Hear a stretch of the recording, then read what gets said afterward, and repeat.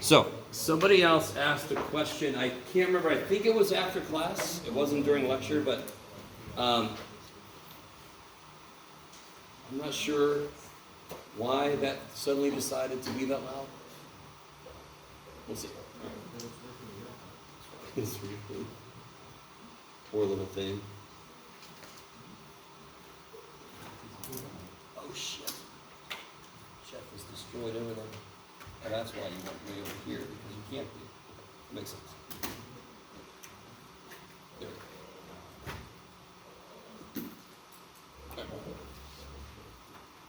we go. Okay, sorry. Just gotta get the room set up so I can move around. If I solve a system of differential equations, I'm going to get something maybe that looks like this, just to make something up real quick.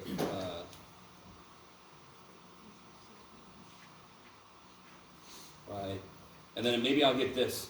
Right?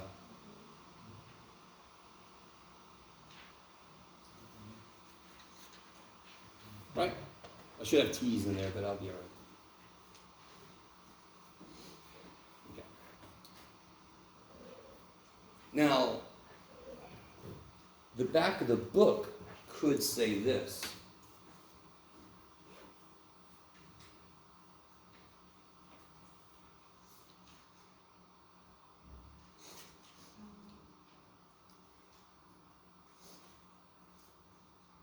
No, Jeff, I won't say that.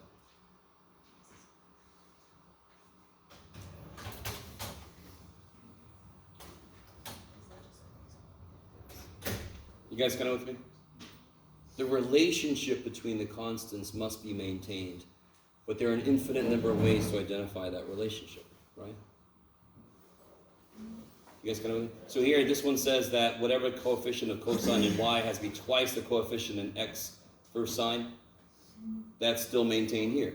How many ways could I represent that?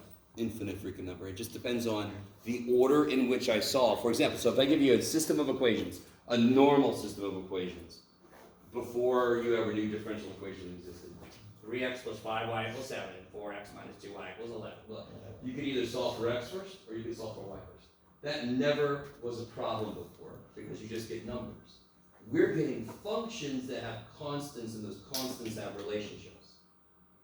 If I choose to solve for x before y, or y before x, I'll get what looks like a different answer, but it's just the relationship must be maintained. So the simplest one would be, the book has a negative in front of the constant and I don't. Well, look at the other one, I'll bet the other one's negative, so they have opposite signs. That's the relationship. You guys go with me? Yes? Will x and t, or x and y always have similar functions? Why do you think, now, they don't have that perfectly similar, because it kind of depends on, aren't they intimately related? Yeah. Through the system of equations. So I expect them to have at least some overlap. Now, it could depend on the other particulars of what's going on in the equations, but they almost always, they're not necessarily going to be this perfect, but they're related through derivatives. So they're going to have some kind of overlap. Wouldn't the signs also change too? Doesn't have to be. I could have. Totally. All this says is that whatever the coefficient of sine in the y has to be the opposite sign and 3 times as big as the coefficient of cosine in x. You guys kind of with me? Now, it's not, you have to decide, it just shakes out. As you work it, it just shakes out. When you check your answer with the back of the book on the few that you can, it might have done things in a different order. So maybe it's got stuff it's got a negative there and it doesn't have a negative there. It has a 2 over there and you have a 1/2 there. All right, as long as the relationship holds, you're good. You guys got it? And you're all like, oh, good. I'm so happy to be in a class where just looking at the solutions is a problem itself. That's good. Well, too bad. Be happy you got solutions. Yes. No. Just to kind of make sure, so then if you do get a different answer, but it kind of shook out to that, and you still see that they correlate with one another, regardless if it's different than what you do see in the back of the book, as long as it makes sense with one another. Has the same relationship. Yeah. Okay. Same thing as me saying I'm twice as old as you and you're half as old as me. I just said the same thing, but I have the 1/2 half of the 2 in different places, but the relationship holds. Okay, I like it. Yes?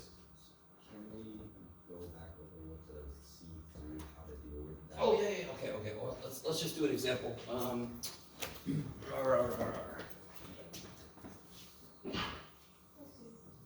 Anybody try any that have a specific question, or I'm just gonna pick one out of this? Number 6, okay, thank you.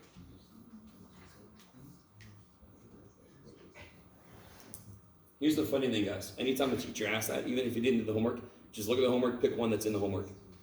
Because then you get at least a little, So this one we're going to do together, so there's a little gimme.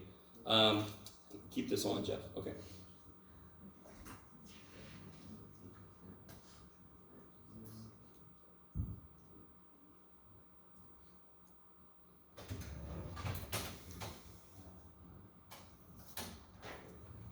And again, never lose sight of what that notation means. It makes it easier to work with, but it still means the same as it always did. It's still, what does the D mean in this? D over dt. D by dt, I love it. Kick ass.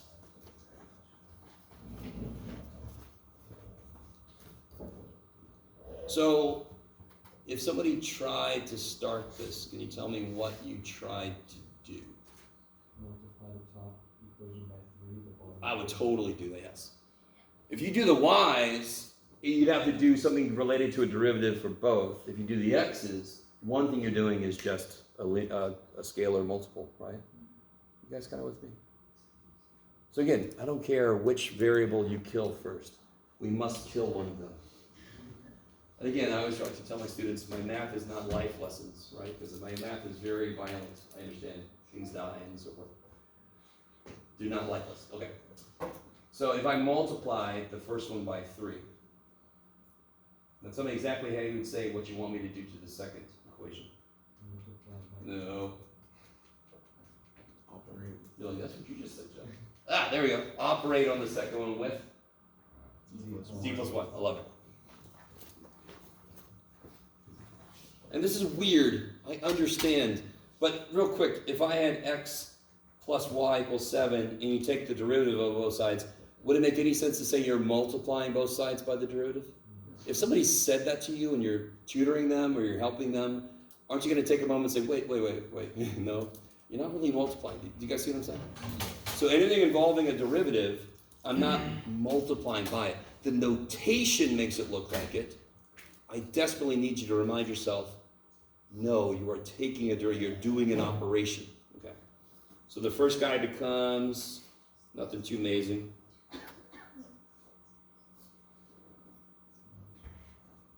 And the second guy becomes, sorry. Is this cool?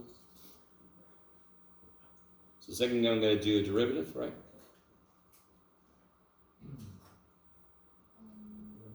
What's, where am I at? Sorry. What's happening? I'm sorry. Let me make sure. So I did the first one by 3. Is that cool? Yeah. And then I did the second one by D. I operated on it with D. Or was I supposed to operate with? Oh, D plus 1. Sorry. My bad. So I'm going to operate. This is why I really should follow my own advice. Always write down on the side what you're doing. I'm going to do -3 here. Just because. So then this becomes D plus 1, D plus 2, y equals, what happens on this side? 0.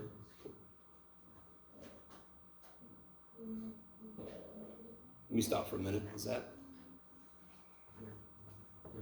Yeah. Wouldn't the right-hand side of the equation be -1 because you have the d plus 1 and then the plus 1, right? Oh yeah, I'm sorry. I keep forgetting I'm doing D plus 1, not just D. So let me write these down to keep myself straight. Okay. So let's see. If I simplify this one a little bit, I'm going to get, well actually what's going to happen? Let's do this first. These just die straight off, right? When I add these together. Is that all right? So then I get D plus 1, D plus 2, y minus 3, D minus 1, y equals, Negative 6 plus, the derivative of negative 1 is 0, and then 1 times negative 1 is negative 1. Cool, thank you. I don't know why I was so stuck on I'm just doing just D, operating with D, but no. So fundamentally, if I use this derivative notation, differential operator notation, it makes it feel more like an old system of equations, where I'm just trying to make the coefficients the same but opposite signs on one of my variables, because then they'll die. Okay. What kind of sucks here? Oh, go ahead. So since D is an operator with those two parenthetical like D equation things there, would you do like a FOIL? Yeah, totally. You could? Oh, okay. And again, it looks like FOIL. Any operator that is linear, you could represent it with notation like this, and then it would look like you're doing FOIL and so forth. Because if I take the derivative of y and take the derivative again, won't I get d squared, won't I get a second derivative? So, I don't know if any of you have ever done logic, Boolean logic, and stuff. And so there's De Morgan's laws, I don't know, and they feel like you're distributing. Even if you've never done it, you're fine. It's just in mathematics, there are several situations where like, that looks like I'm distributing. Great, do it, but remind yourself every now and again, you're not distributing. It's just the way that the operator works.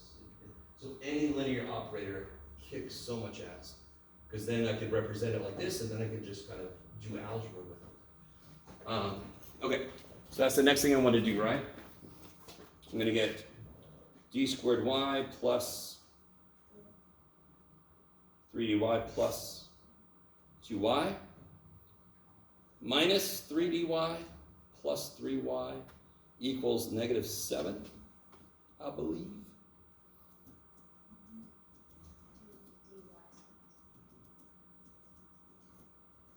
Are we good? Sorry. Okay. And then I can, of course, these guys die. What do I get? Plus 5y.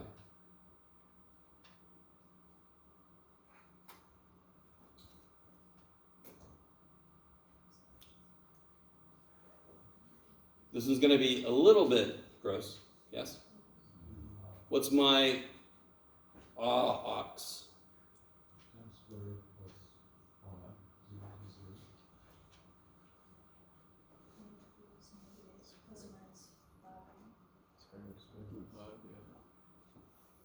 Is that cool? Yeah. Does anyone remember? So here alpha is 0. Beta's root 5. Beta's rad 5. I love it. Yeah. So what will yc of t look like? C1 cosine root 5x. Careful, root 5 X. t. Or t, yeah. And you know, I'm not gonna, I've made that mistake just today. So yeah, we gotta remind ourselves what the variable is. We don't use t's too often, but here we are. C2 sine root 5. And of course, can you guys see what the yp is gonna be? Just by observation. Yeah.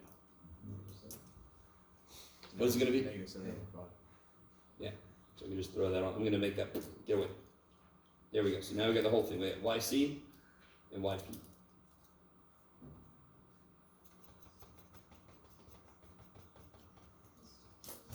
A little bit gross. Now, I still need to figure out x, correct? This was maybe not the best example. Let's see what happens. Because the question was related to something I don't think is going to happen here, but let's see if it does. I don't think it will. Which, I could use either one of these to figure out what x is. Which one would you use? Hell yeah. Right? You guys all with me? Can you do that real quick for me? I don't know. Right. I know this is gross. But, you know, too bad. Try to do that. I don't know if I want to do it the other way.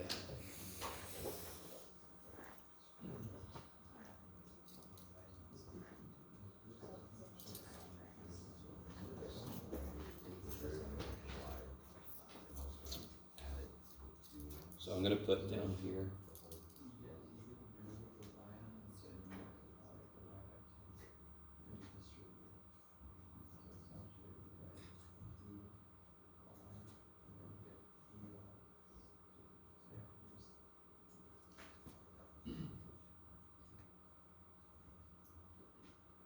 So to use this equation, I need to know what dy is and what 2y is, right?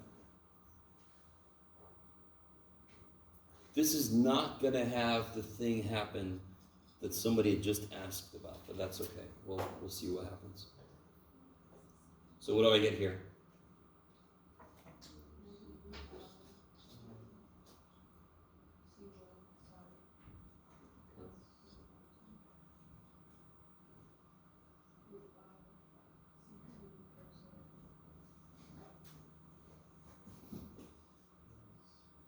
And then, of course, 2y will be 2c1 cosine rad 5t plus 2c2 sine. Is everybody cool with why I'm doing this part? Because I need dy and 2y. So I need 3x plus dy plus 2y equals -1. Can you guys see why the thing that the person just asked about is not going to happen? To get x, I don't have to integrate. When I integrate, I get another constant that I shouldn't have, and then I have to take one extra step to kind of figure out what that constant is. That's what we did last time. Is everybody decently with me right now? The hardest part about these problems is the hardest part about almost any math as you get higher up. Bookkeeping. Bookkeeping, yes? What the hell have you done? Bringing it back because you got to reuse it. And you guys, you've seen me. You've helped me. I understand transposing things and then you forget a negative. And if you do that in the middle, you're never going to get the right answer. So thank the gods I don't use Scantron for things. Yeah. Yeah, we will. I just want to do it this way real quick. So I get 3x plus, well, let's get 3x dy is -√5c1 sine √5t plus √5c2 cosine √5t plus 2c1 cosine rad 5t plus 2c2 sine rad 5t minus 14/5 equals -1. Oh my God. So then, I'm going to add 14/5. So I'm just going to do that on the side here so I don't have to rewrite everything a million times. Right? So you could do that, Jeff. Is that 9/5? Is everybody with me so far? Is everybody with me at all? You guys okay out there? So let me see if I can do this. You ready? Oh. No, I'm not going to do that. Okay, let me see. I'm going to combine like terms. So I get plus, there's a few different ways to combine like terms, Jeff. Which way do I want to do it?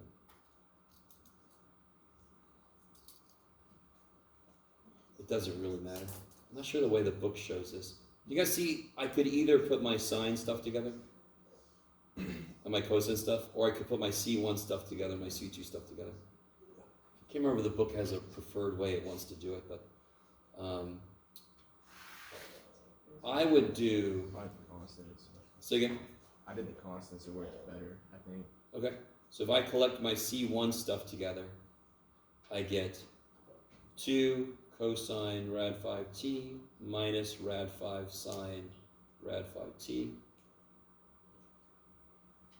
plus C2. And if I get my C2 stuff together, I'll get rad 5 cosine rad 5t plus 2 sine rad 5t equals 9/5. And I forgot, oh yeah, I didn't. Okay, good. And then I just have to subtract this and then divide by 3. Holy shit. So, if we would have solved for y first, the answer would have looked very different. But it would have been equal. It would have been the same. That would not have been as easy to verify between the constants to make sure the relationship holds. But I don't know, do you guys get the feel for this? It depends on which variable you choose to solve for first. If you have a solution and you check it, did they choose that same variable first? Yes? So with this one, you're not gonna have to worry about a third Beautiful, constant. exactly. So, Isabel had a good idea. I'm sure you're all going to be very excited about this. If I instead use this one,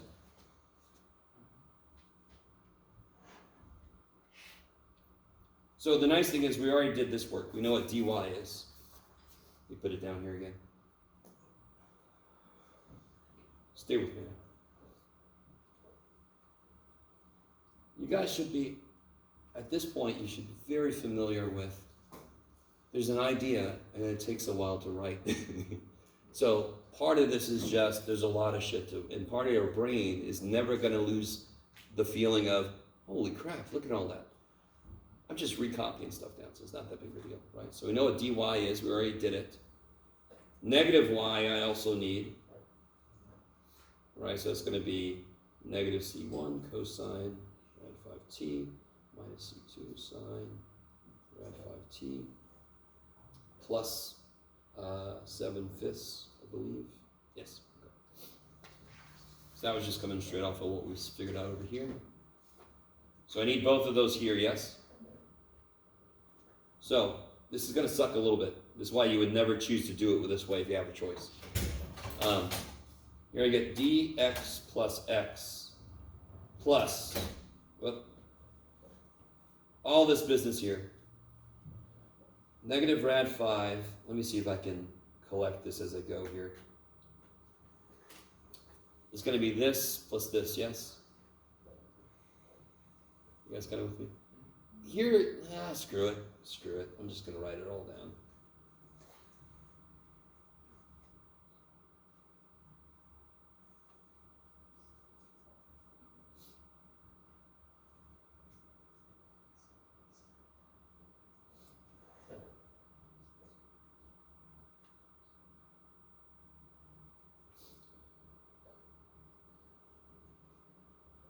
And that equals 2.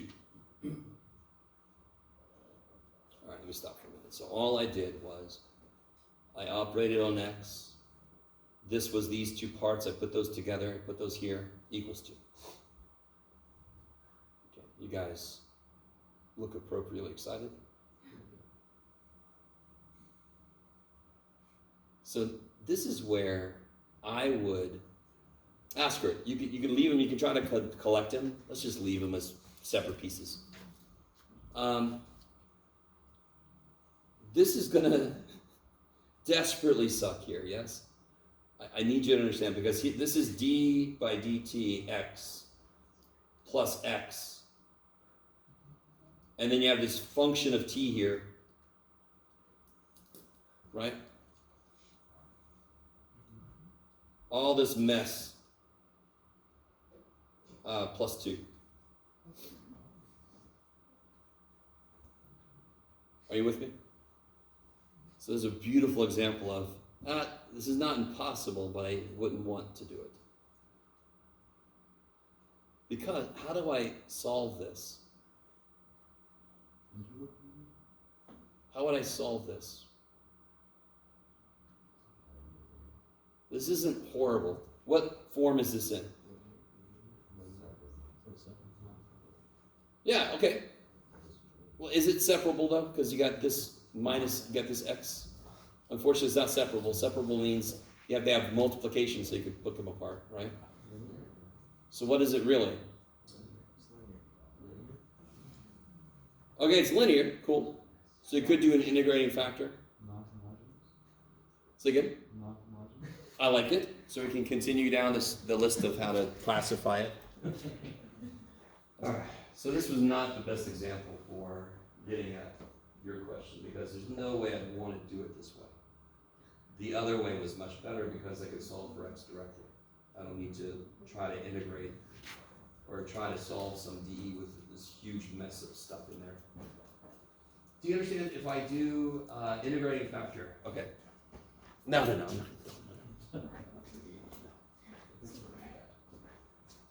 the trick, let me see if I can shortcut.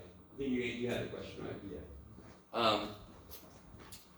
If you solve and you get something for y, and you plug it in and you integrate for x, so you get x equal a bunch of stuff plus a constant,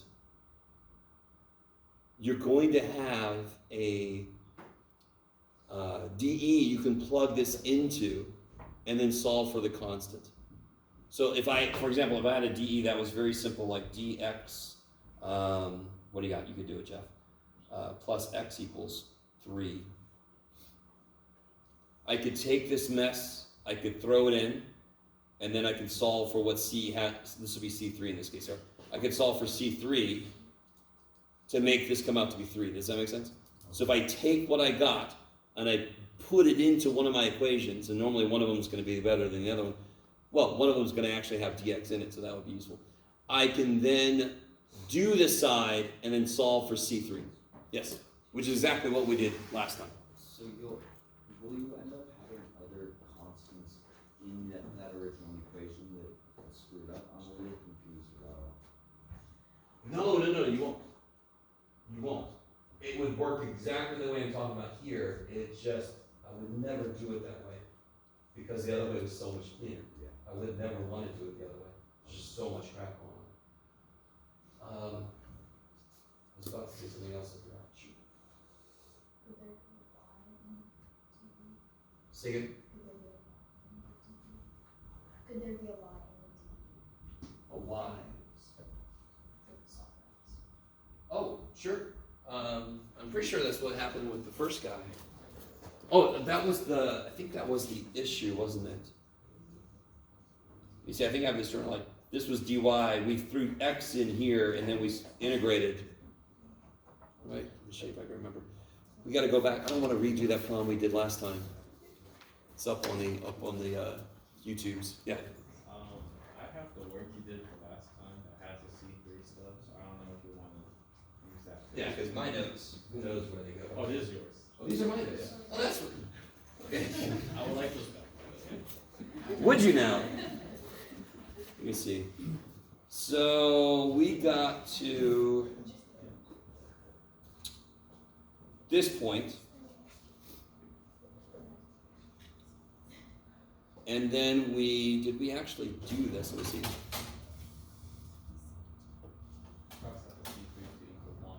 I did, but why did I do that? Right here. Oh, because of this. I think. Let me see. I'd have to redo this. Yeah. Yeah, I might not have written it down. We might have just talked about it. So I know x is this because I plugged back in to get it, but then I have these relationships I could use to figure out what C3 has to be to make this work. You said x equal to dy. Because dy was x minus 1. Sorry, say it again? You said x equal to you solved for x first. You said it's the derivative of y, and you solved for C3. Because the derivative of y was x minus, I think, t? Or sorry, x minus 1. Yeah, if I subtract, if I do this, let's see, which one did I use? So we got to this point here, and then if I subtract t off, and then I set this equivalent to dy, I can figure out, so there's my x, plug it in here, subtract t, and then just relate it to dy dt, and we did dy somewhere. Yeah.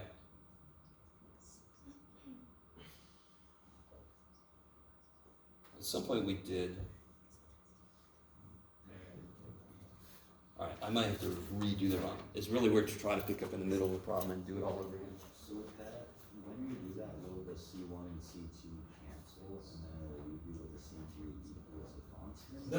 Okay. If I have a second order differential equation, my YC is going to have how many constants? Two. It's got to. It's got to have two true answers to it to match the order, correct? So when I integrate, one method to try to figure out the other a function is to integrate. When you throw it in, you integrate, like we did there. And then, you, of course, you pick up another constant through the integration. To figure out what the constant is, you can put it back in. You can use the relationships you already know to figure out what that last constant is, which is what we did when I brought there. Yeah. Okay. So now you have 6 problems left to do in there, right? We just did number 6. Mine's looking pretty nice. What's up? Huh? Number 9's looking pretty nice. Number 9 looks nice? Yeah. Cool, you should be able to do it, no problem. Okay. All right, so again, try those out. Let me know if you have specific questions from them. We desperately need to get back into power series stuff. I don't know if you guys are trying to hold off on doing that.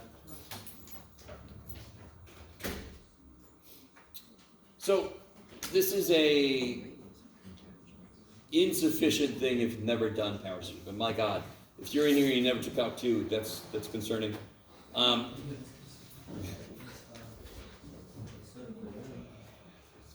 Do you guys remember ratio test? Yeah. Do you guys remember geometric series? Yeah. Why are geometric series so kick-ass? It's just the ratio between. Can somebody create a geometric series that would be divergent? 1 over 2 to the n. That converges. Wait, 1 over 2 to the n? That converges. 2 over 1 to the n. So what does this one do? Converges. Why does it converge? Because r is, It's less than absolute value. yeah, the absolute value of r is less than 1. Okay. Yeah. You guys all with me? Of course, alternating series are always their own thing, right? Alternating, it kind of makes sense. And again, when I first teach this, the first thing I ask students right when I'm about to get into this is, can you add an infinite number of numbers and come up with something not infinite? And most of the time students are like, no, of course not. And then I say, okay, what's 0.1 plus 0.01 plus 0.001 plus 0.0001, right? That would be 0.11, that would be 1/9. So as long as the elements of your sequence that you're adding to make a series, as long as they get out of their own way, which is a very untechnical way of saying what's happening, as long as they move over fast enough so they don't accumulate too much. So what's really weird is the knife edge. What's P series? There's a knife edge there. If they're B's bigger than 1. And what's the form you're talking about? What's the form? 1 over n. Good. So P series, 1 over n to the P.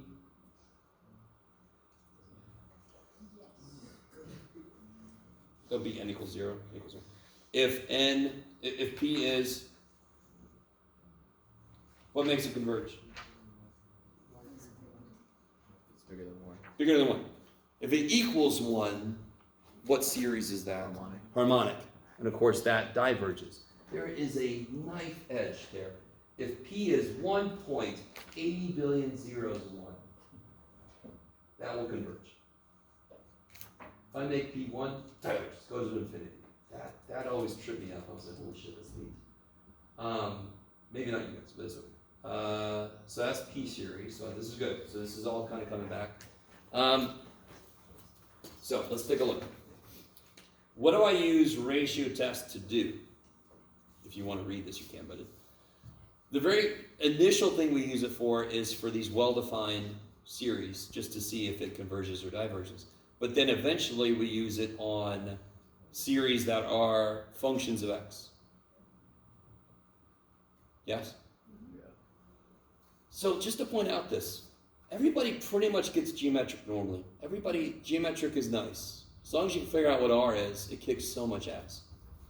But I want to show you, if I have the sum, if I have this, and I look at the limit of these, and I get a number. What does that mean? That means that at some point, L times this element gives you the next element. Yes? Do you guys see that? Roughly, it's a limit. So at some point, you're going to be close enough where you can say L times this is roughly this. Isn't that just R? Isn't that what R does? What does R do? How do you get to the next element if R is 2 and I start at 3? Start at 3, the next element is, if R is 2, start at 3, what's the next element? If R is 2, and I start at 3, what's the next number? 6, all right? So R is the thing I keep multiplying, correct? You guys kind of with me? You guys with me? If I gave you a sequence and I said this is a geometric sequence, how would you find R? Divide 1 by the one before it, right? Isn't that what the damn thing is saying? So what always killed people when they learn sequence and series is how to memorize, and now I know some teachers, I always realize I'm like a real hard ass and I have no idea, but I made people memorize the results. You have to know what the results mean. And the easy one for this is L is just frickin' R. So does that sequence, that series, does it have to be created by elements that are geometric? No. But if the limit of 1 divided by the one before is L, that is like a geometric frickin' series. That's a multiple. If that's less than 1, of course the damn thing converges, because we already know that's how geometric works. You guys see that? Sorry, I'll calm down. So there's nothing major about how to memorize this dumb thing. It's just geometric again. Okay. So if L is less than 1, this one can be convergent. Now the one thing that's different here, and it's because this really is not geometric, is what if L equals 1? Don't know. So you got to do a different test specifically for the endpoints, right? Is this coming back to everybody? Y'all very excited? Okay. So let's do this. I want you to apply the ratio test to this one right there. So there's a couple things in there. Let's see if you remember how factorials work, limits, all this stuff that you might not have done for a little bit.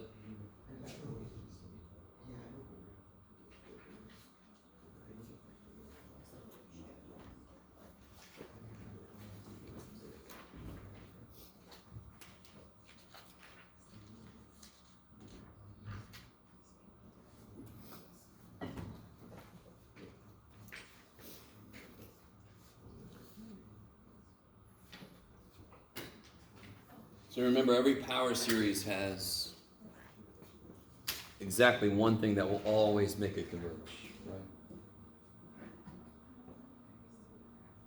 So we're just curious, is there more?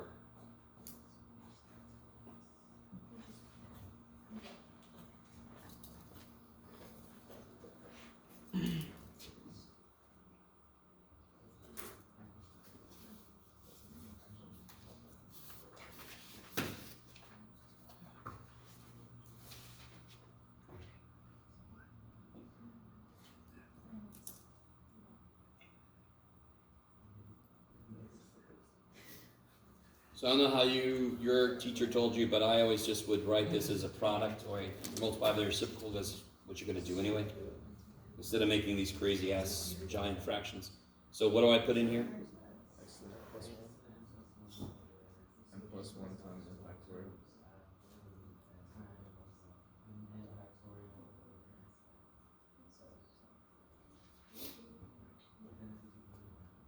So you get the absolute value of x. Is that cool? Yeah. Because n of those x's die. Die. Of course, what happens here? How can I rewrite the bottom? And plus 1 times the factorial. Yeah.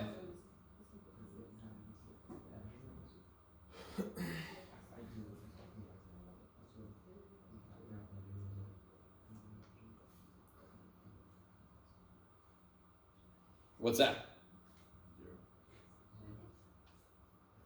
0. Do you guys remember what this is the power series for? Taylor series? E to the x. Beautiful. E to the x. E to the x is the best function, basically, that ever existed. Right? Its own derivative. This is pretty easy to remember. It hasn't. What does this mean? What is this? How big is the interval of convergence? Yeah, negative infinity to infinity. Like, because the result, when is it less than 1? Always. The force will be with you. How are we doing so far? Is this coming back? Yes? We could just pull out the x, cause it's technically not full, Yeah, the limit, the variable for the limit is n. so. So actually, the x is a constant, according to that clause. I forget everything, 40n factorial out of the bottom, 1 plus 1 factorial. Say again, sorry. I forget. Okay, good. All right. Not good, but I got you. I'm just happy you asked that because I can sense that there are other people that feel the same way. Can you guys remind me what n factorial means? N times n minus 1 times n is 2. Yeah. So real quick, 3 factorial would be 3 times 2 times 1. no. Just to kind of throw this out there, 1/2 factorial. 1/2 factorial. What do you think? It exists. So look at shit up. All right. So yeah, I'll put that on the side. 1/2 factorial. That would be strange. Yes. Does everybody agree that would be really weird? There is a more general definition of factorial that would handle this, but we're not going to do that right now. Just want to throw that at you. If you're interested, look it up. What's 0 factorial? Why? We proved it 2 years ago. I don't remember. So I love you guys. Because 3 times 2 times 1 is 3 factorial, correct? Yes. You divide by 3. Isn't that 2 times 1? Divide by 2. That's 1.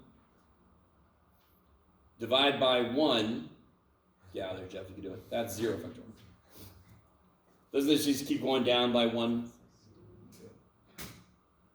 So if I divide by 3, I'm left with 2 factorial. Divide by 2, I'm left with 1 factorial. Divide by 1, I'm left with 0 factorial. That is equal to 1. Okay.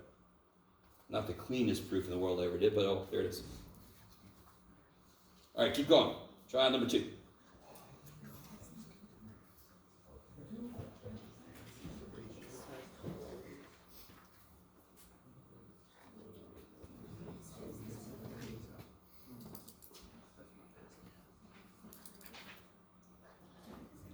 Everybody's got this sheet, right?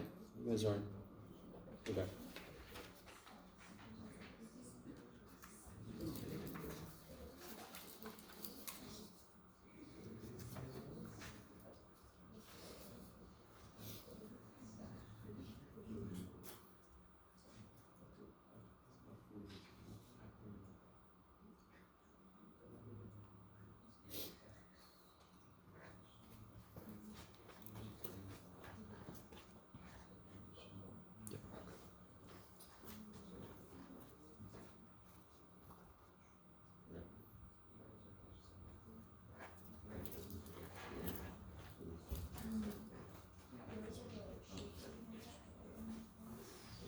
Oh, the homework? Yeah.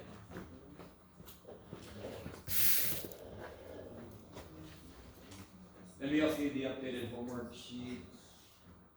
Let's just check, I got something else.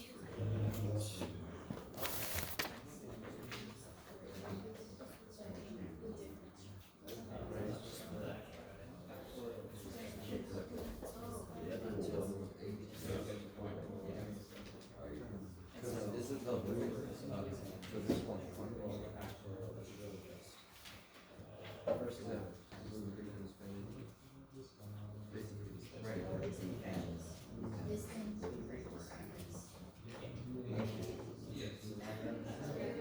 Oh, no, so this is, I don't know about the, but I'm thinking, this whole thing right here, that is all A's.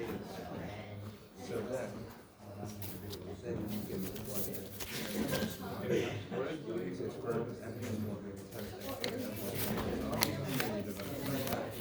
and that's the integration. I don't know what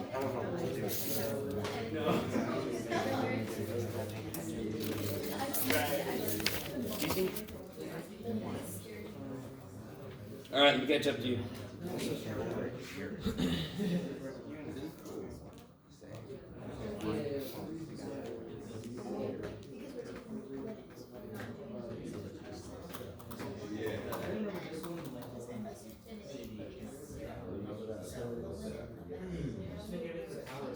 What's n divided by n?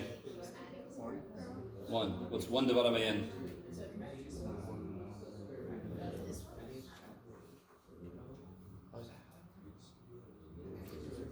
N divided by n is 1. 1 divided by n is 1 over n, yes? Yeah. They're both in roots. So half of n plus 1 divided by half of n is half of 1 plus 1 over n. Is that cool? I don't know if, did anybody get to this point? I know, I thought maybe the square roots might trip somebody up, but if you try to do this limit, you'll get, no, all right, let me help you out. I don't know if anybody went down this route. If you try to do this limit directly, it's in indeterminate form, correct? And then you try to use L'Hopital. Anybody try that? You'll go slightly insane because it'll be like whack-a-mole. You'll do one derivative and you do another derivative, and it just keeps kind of like. If you take a derivative, won't you get to the negative 1/2 to the negative 1/2, then they'll flip and then they'll still be. Then you do it again, then it'll still be. And then you do it again. You're like, I'm never gonna leave. You guys kind of don't do that to yourself. So just simplify the damn thing. Okay. Yes. Explain that again. Which part? How Sorry. you simplify it. Oh, okay. Focus on this guy. Ready? Yeah, Big ass square root. you can do that. Of course. Okay. So real quick. No, it's okay. So this is n plus 1 to the 1/2, correct? Which is really the way That makes sense. quick mini rant. I wish we had never invented radical notation. One of the dumbest things we ever did. Rant over. Okay. I can undistribute the 1/2 power, yes? Okay. See how much better fractional notation is? Everything freaking makes more sense. Too bad for us. Okay. So what is this then? What's this? Yeah, because this goes to 0. So what does that mean? What's got to be true about this result? It's got to be good. So then I go from, what's the radius of convergence? This is the IOC. What's the rock? 1. I don't know why I put it in parentheses, but I did. So why are you not quite, oh, sorry. Oh, actually, I did it. Why are you not quite done?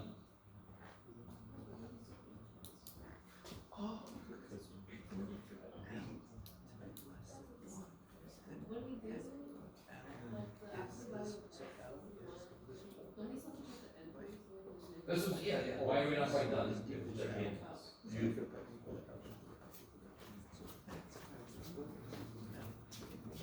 I like it. You're like over there. I don't want to answer your question. No, that's my question. So if at endpoint of -1, guys, is everybody cool with this? I want to make sure is everybody decently cool with this. Yeah. Do you look back on this? Was that difficult? No. I like the answers to that ran the whole gamut of possible. Yes. Why is the absolute value of x less than 1? No, okay. The results of the ratio test, in order for the series to be convergent, whatever you get must be less than 1. So you just Whatever you get, you just say, if it was, what would have to be true to make it less than 1? X would have to be between -1 and 1. So whatever you get, you set it less than 1, and then you solve it. Okay. Yeah. And that's just meeting the requirement to be convergent. Yeah. How did you get the convergence? Sorry. How'd you get Oh. So, all right. Sorry, guys. I think I missed it. So if I have this statement,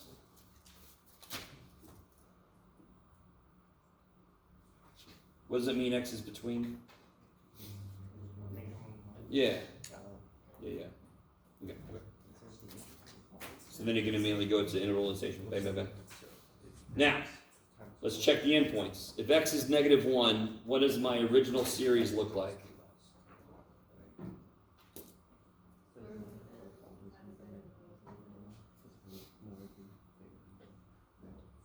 Square root of n, For this one, -1 to the n. Now, real quick, some of you guys might realize what I'm about to say doesn't matter, but isn't that alternating? But how do you tell very quickly that big deal it's alternating is a shift? Because the very first thing about alternating, in order for it to be convergent, the limit of the absolute value of the series must be 0, and it must be decreasing. Is the limit of square root of n 0? If you let n go to infinity. So you see how if I put a positive 1 in, it's kind of like worse, because then it's not even alternating. Okay. Very quickly, why are alternating series convergent when what they came from might not be, when the absolute value might not be? Because yeah, parts are negative, parts are positive, so it has more of a chance to actually not go to infinity. Okay. This poor little dude, what's his true interval of convergence then? That's right, kids. -1 to 1, because neither one of them made it convergent. So if I got one of them to make it convergent, I would include it. I would put a bracket on it. All right. There's nothing too exciting about these. What about number 4 is going to be a little different? What would the center be? The center of these, what's the center of this interval? 0. Why? Because the x is not shifted here, yes? What would the center of this be? Holy shit. Okay. Basically, like I said just a minute ago, every series has one value of x that will make it converge, and it's called the trivial solution. So the first 3, if I just make x 0, I get adding 0 forever, right? 0 plus 0 plus 0 plus 0. So I know it's going to be 0. So I know it's going to converge trivially. Number 4, 5 makes it converge. Then the question, this is so cool. I know that one thing makes it work. Is that the only thing, or can I venture out a little bit? So for number 2, if I venture out to -1 to 1, it still converges. For number 1, I could go forever. I could leave home and just go forever in both directions, and I'm still good. Does that make sense? So that's kind of like why there's an interval of convergent radius, is how far can I get away from that and still be good? Maybe it's not why. That's one way to look at it, I should say. So you guys want to look at either number 3 or 4? Number 3 is just more shit. So you got a lot of stuff that cancels. It's okay if you do. Do you want to look at number 3 or 4? 4, okay.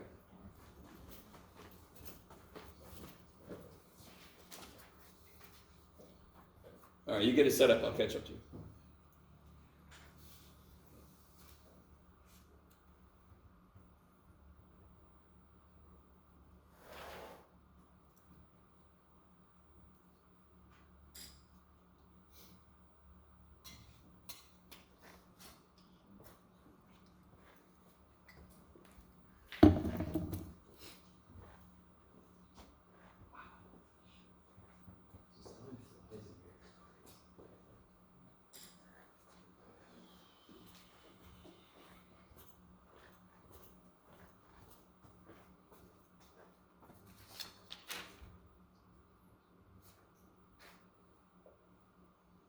Yeah.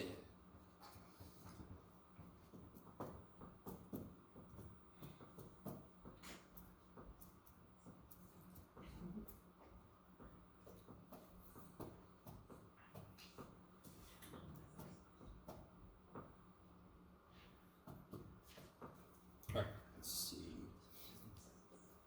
So I'm going to get x minus 5 to the n plus 1 over plus 1 squared times n squared over n x minus 5 to the n. So pretty much I always get my variable base, so in this case x minus 5, just put in absolute values, and then I'm left with some expression in n, and that should not be a problem for us, yes? What is that limit? So I have a shirt that's got several shirts, you see. It's got Gandalf sitting here. You shall not pass. Right. I think I told you about that shirt. That's the shirt I gotta be careful about if I wear it, because people take it personally. So this is coming from the fact that you got vertical asymptotes and you got horizontal asymptotes. You guys remember the 3 situations for a horizontal asymptote? Does that sound familiar? If the top degree is lower than the bottom, it's going to go to 0. If the top degree is higher, it's going to go to infinity and have a slant asymptote. If the 2 degrees are the same, It was the ratio of the highest coefficients, the leading coefficients, right? So the limit of this is 1. Of course, you could also divide top and bottom by n squared, blah, blah, blah, blah. So I just get this, which has to be less than 1. If you don't want to solve this, the middle is 5, and I'm going to go down 1 and up 1. Yes? So the only time, like, for example, number, I don't know, should we do number 3? Number 3 is going to have a, you want to do number 3? Okay. Now, to finish this up, what do I have to do?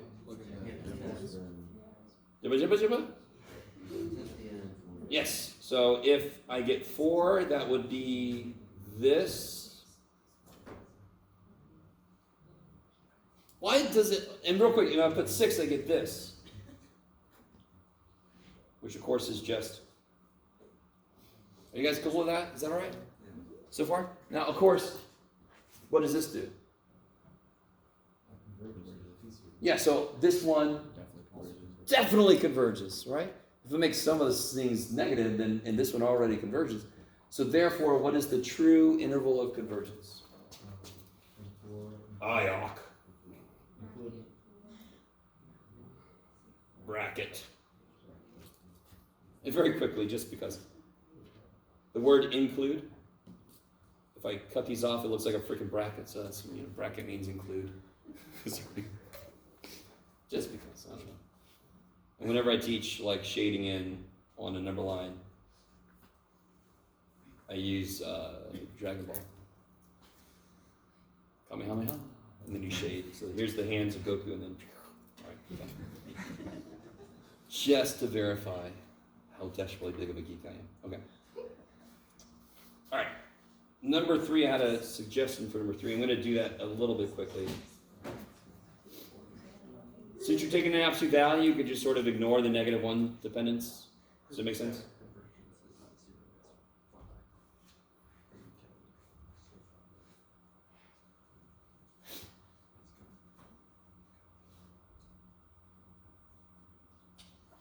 Okay. Is that all right, guys? I'm going to do this a little quickly. This is number 3. I am open to the idea that I make a mistake somewhere. You never know. Gotta keep an eye on me.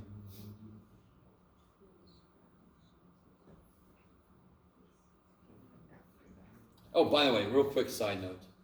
I didn't mean for this to be a trick question, by the way. What should this be here? 1. Yes. If it was 0, that would be trivially divergent almost forever. Yeah. Okay. So what do I end up here? My x's do what they always do. What happens this way? I lose n3s, and then I end up with an n plus 1 over n plus 2. According to the limit, this is a constant.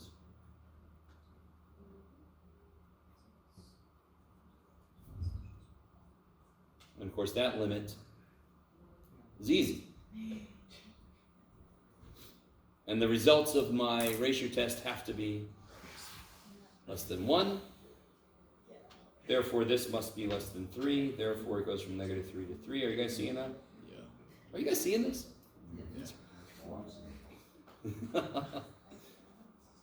And then, of course, I have to throw a 3 in. Is that all right? Is that all right? Okay.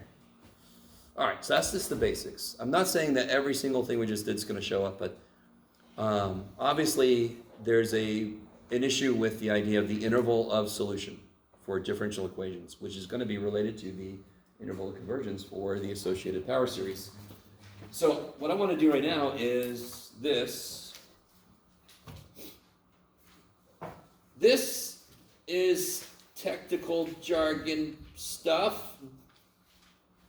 This is integrating and taking a derivative of power series, and which is something else you should have done in Calc 2, I believe, if I remember correctly. Has anybody ever taken a derivative of a power series? Yes. Okay. So let's try it again. So I want to check to see By the way, if I gave you this, what would you think you might try to do? This is almost what form? It's almost Cauchy-Euler where I could divide by x, right? So I would assume x is not 0, which it can't be anyway. You guys kind of see that? If that wasn't there, that would be Cauchy-Euler, correct? With like an extra x. Just putting that there makes it have a series solution. So I need you to understand the DEs we've been looking at, as gross as you think they were specifically designed to have decent answers. I wouldn't say nice answers, but decent answers. I just tweak almost any DE we've looked at. If I do one or two little tweaks, I can make the solution an infinite series, right? With no functional kind of like representation. You guys kind of, so you can all create an infinite series and have it converge somewhere, and there's no function defined that it's defined to be. Does that make sense? So like e to the x has a defined Taylor series.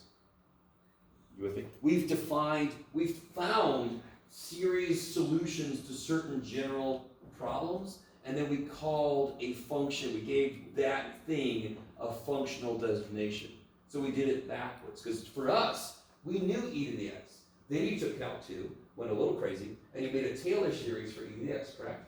So that was backwards from what I'm talking about right now. So we know a function, we make a Taylor series, yay. This was, we found a Taylor series, we found a power series solution, and we're like, that shows up a lot, let's give that a function name. Do you see how that's backwards from what we did? Okay. So, we don't do that for everybody, by the way, only if they show up decently a lot. Okay. So this guy doesn't necessarily have a name, poor little dude. Can you guys take a moment? What do I need to do, of course, to check this to see if it works? So do it. Oh, wait.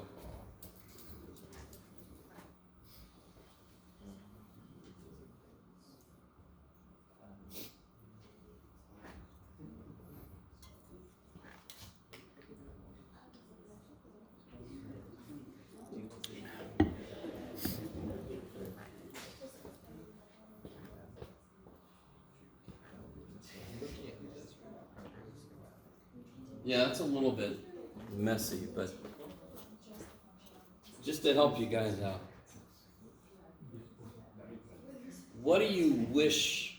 By the way, okay, when I do y prime, that's dy dx, correct? Yeah. The only thing that my derivative considers a variable is x. So let's look at the inside here. Don't worry about this sorry at the moment.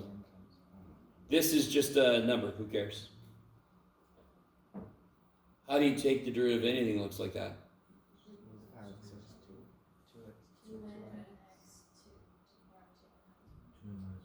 Yeah, that's how you do that, right? The power comes down, it goes down by 1. Whoop-de-doo. And the limits, or the things on the top and the bottom of the summation, those stay the same? No.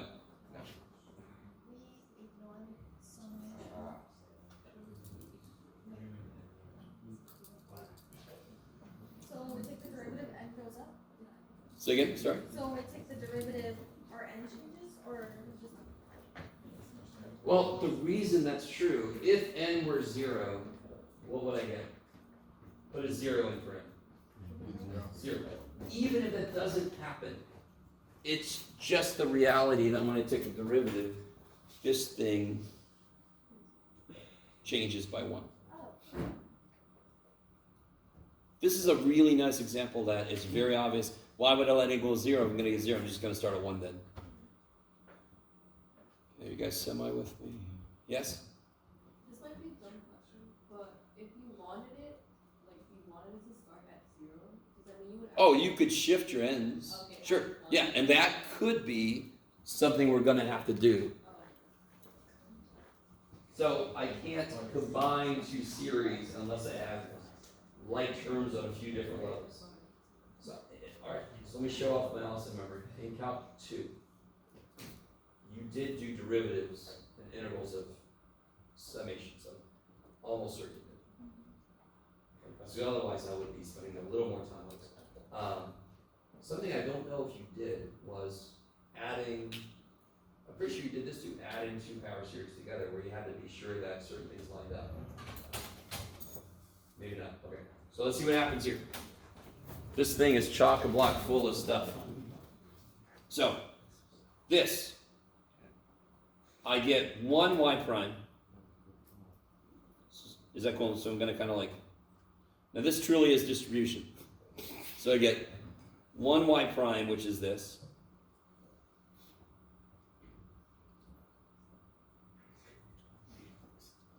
Plus x squared times y prime.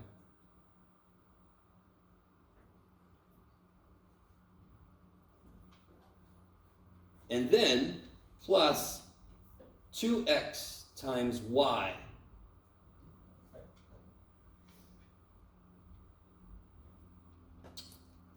And that's supposed to be 0. That's what I'm trying to, I mean, now you put that. I'm trying to make sure that it equals 0.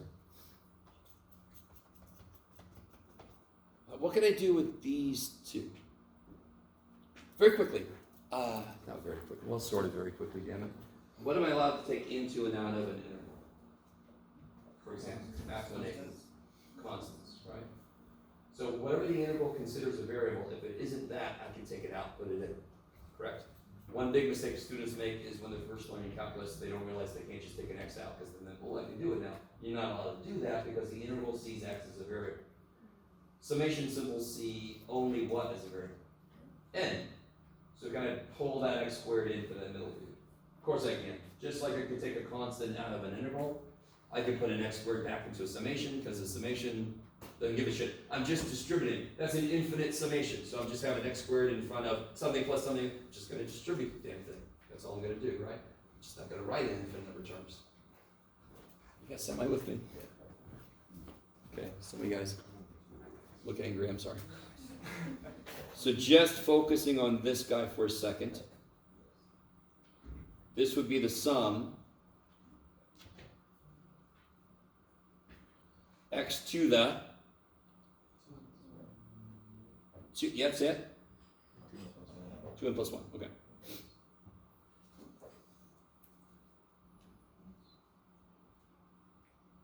What would this guy be?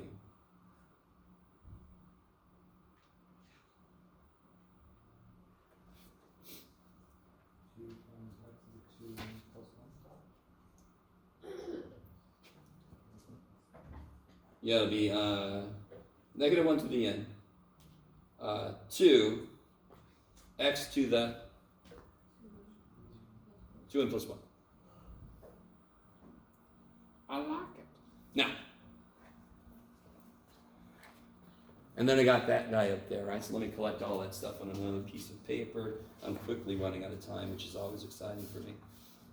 So let me just write these 3 pieces. So we got these 3 pieces here, right? And we just figured out what that is, and we just figured out what that is. So let me write them all down. I have the sum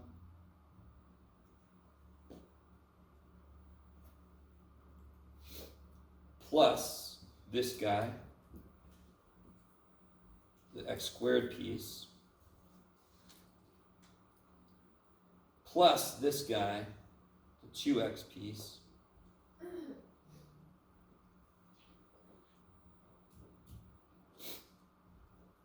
oh boy.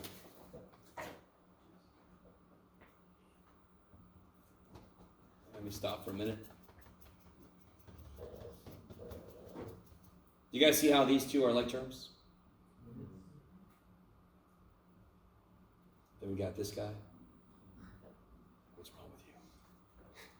So when I put a 1 in, what's the power on the x?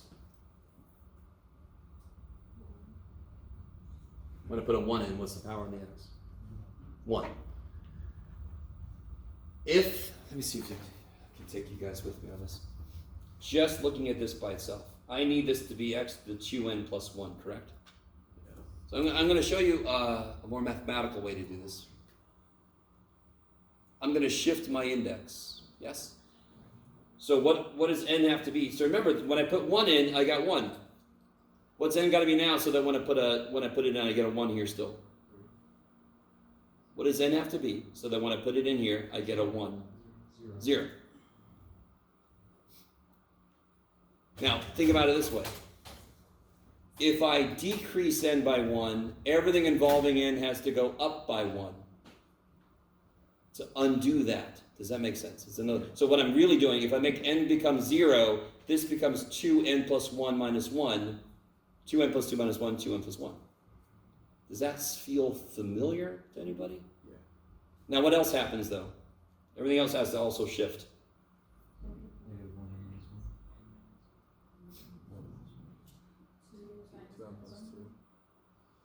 Good. Let's double check. When I put a 1 in here, I got a 2 here. When I put a 0 in here, I get a 2 here. Check. When I put a 1, I get a negative 1. When I put a 0, I get a negative 1. Kick ass. You can always check to make sure you shifted things correctly. You guys semi with me? Now, there's a second level problem. You guys see it?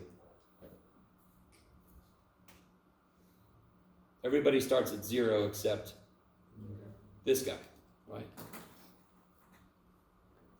I might be making too. No, I'm not. I'm doing fine. Okay. I was wondering if I'm making too much of this, but this is fine. Even if I am, it doesn't matter. We still need to know how to do this. If I pull the first terms off of these, won't they all start at 1? Let me pull this down here again. I'll say it again. Don't worry. What weird shit just came out of your mouth, Jeff? All right. How many terms are in this? How many terms am I adding?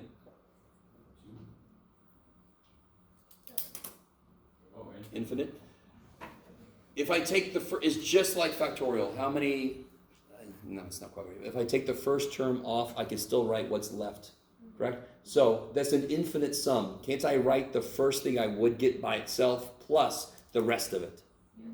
Wouldn't that make the n start at 1 then if I take the n equals 0 term out? So what's the n equals 0 term here? When n equals 0, we get negative 2 x. Yes, so negative 2x. And then I'll be left with, don't freak out here, this is beautiful, just write all the same shit. It's all the same shit, yes? Because I'm not shifting anything. I like to use this word, and this word always freaks me out. I just plucked the first term out. Okay, I like it. And the same for the last one. Yes, I'm going to write the middle term.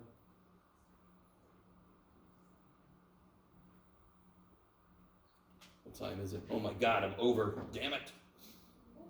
You guys are so patient with me. I love it. If I let n equals 0, I'm going to get 1 times 2 times x. What happens here? Now, I'm not done here yet. Let me go ahead and write this. Plus the sum n equals 1 to infinity, negative 1 to the n, 2x to the 2n plus 1. What do these two do? Cancel. Kick ass. Let's see what I got here. Oh, did I leave an n out somewhere? I probably didn't. It's too bad for me. No, I didn't. That's right. Okay. Look here. Isn't this? Do you see this part? Jeff, you're being silly. If I, all right, I need you to see this. We're basically over. I'm sorry. If I do 2n and I do its own series just with 2n plus a series with 2, do you see how the 2n shit is here? Different signs? And see how the 2 shit is here? Different signs? Doesn't everything cancel? Equals 0, verified. Sorry, that was quick at the end. I'm sorry. It's a little quick. We'll do more examples because we just did one. So, okay. Sorry. Yeah, I don't think you did quite that much, but you did do derivatives, and I'm almost certain, what depends on your teacher maybe, but I'm almost certain you tried to get stuff so you could combine series, but maybe I'm wrong. I feel like you did. It's been like, how long has this